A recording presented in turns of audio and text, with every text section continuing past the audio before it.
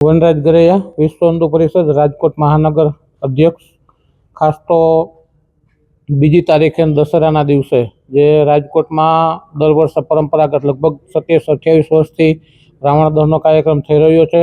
આ વખતે પણ આ વિશ્વ હિન્દુ પ્રેરિત દશેરાના દિવસે તમે આપણા સમાજમાં જે અલગ અલગ ધર્મના લોકો જે ભેદભાવ કરીને ઊભા કરવામાં આવેલી જે માન્યતાઓ છે એ એક અસુરી શક્તિ છે અને અસુરી શક્તિના નાશ માટે વર્ષોથી પરંપરાગત આ રાવણ દહનનો કાર્યક્રમ થાય છે। 2 તારીખે રેસકોર્સ ગ્રાઉન્ડમાં રાવણ, કુંભકર્ણ અને મેઘનાદ આ 3 પુતળાઓનું ત્યાં દહન કરવામાં આવશે અને જાહેર કાર્યક્રમ છે। અને આ કાર્યક્રમની અંદર અમારા અધ્યક્ષ આ વખતે રાવણ દહનના અધ્યક્ષ છે ભાઈ શ્રી કૌશિકભાઈ સરદારા।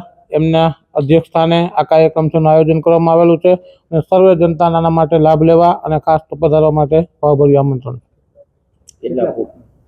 લગભગ રાવણ જે છે તે 54 ફૂટ છે, કુંભકર્ણ છે એ 45 ફૂટ છે અને મેઘનાદ છે એ 40 ફૂટ છે। 3 પુતળાઓનું દહન કરવામાં આવશે।